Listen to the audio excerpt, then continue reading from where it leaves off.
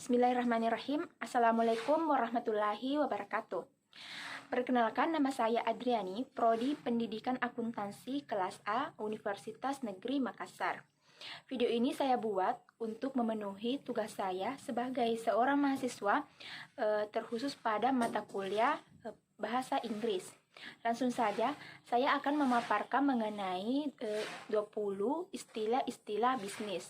Yang pertama adalah budgeting, di mana yang dimaksud dengan budgeting ini disebut juga sebagai penganggaran. Budgeting merupakan rencana perkiraan pengeluaran dana atau biaya perusahaan yang terjadi akibat adanya kegiatan operasional perusahaan. Selanjutnya yang kedua yaitu klien atau biasa disebut sebagai seseorang yang menggunakan layanan dari seseorang atau sebuah organisasi profesional seperti misalnya pengacara atau bank. Selanjutnya yang ketiga adalah profit atau biasa disebut sebagai keuntungan. Profit atau keuntungan adalah pendapatan bersih perusahaan atau jumlah uang yang Anda hasilkan dari penjualan dalam periode tertentu yang sudah dikurangi dengan HPP dan biaya. Dapat dikatakan juga sebagai laba bersih atau pendapatan bersih. Selanjutnya yang keempat adalah promotion atau promosi. Promosi mengacu pada seluruh rangkaian aktivitas yang mengkomunikasikan produk, merek, atau layanan kepada para pengguna atau konsumen. Selanjutnya yang kelima adalah brand atau merek.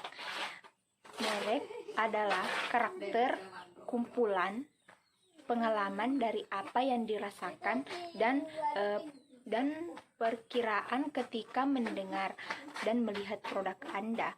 Brand adalah kumpulan atribut fisik, emosi, pemahaman logis, atribut, performa aset, dan janji dari sebuah produk dan jasa. Tujuan utamanya adalah untuk membangun agar produk dan jasa Anda mampu mencapai dengan kuat dalam pikiran dan hati para konsumen. Selanjutnya yang keenam adalah distribution atau distribusi. Distribusi pada dasarnya berkaitan dengan memastikan bahwa produk mencapai pelanggan sasaran dengan cara yang paling langsung dan hemat biaya. Selanjutnya yang ketujuh adalah produk. Produk adalah barang yang ditawarkan untuk dijual. Sebuah produk bisa menjadi layanan atau barang. Bisa dalam bentuk fisik atau virtual atau cyber. Setiap produk dibuat dengan harga tertentu dan masing-masing dijual dengan harga tertentu pula. Selanjutnya, yang ke-8 adalah pembayaran atau payment.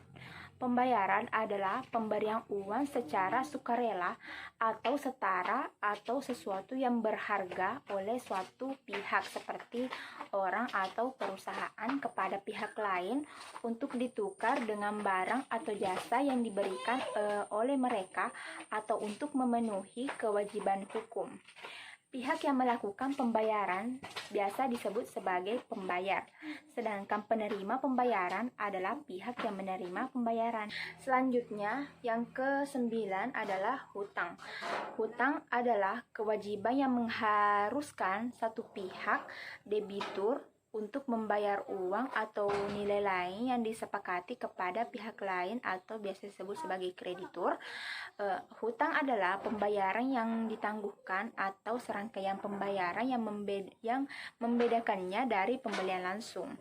Hutang tersebut mungkin terhutang oleh negara atau negara berdaulat, pemerintah lokal, perusahaan, atau bisa juga oleh individu. Selanjutnya yang ke-10 adalah customer. Customer dalam Kamus Bahasa Inggris Oxford ada dua pengertiannya. Yang pertama adalah customer adalah seseorang yang dalam sebuah organisasi yang membeli sesuatu dari sebuah toko atau bisnis.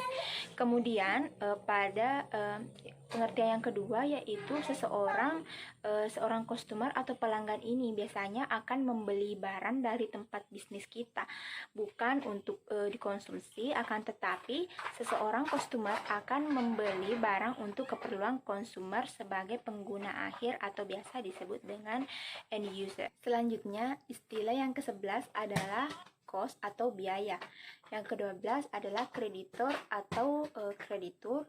Yang ke-13 adalah debitur atau debitur. Ke-14 defisit atau defisit. Yang ke-15 yaitu employee atau karyawan. Kemudian yang ke-16 adalah loss atau kerugian. Yang ke-17 adalah market atau pasar. Yang ke-18 yaitu salary atau gaji. Selanjutnya yang ke-19 adalah supply atau persediaan. Kemudian income yaitu pendapatan. Ya, itulah tadi pemaparan tentang istilah-istilah bisnis dari mata kuliah bahasa Inggris.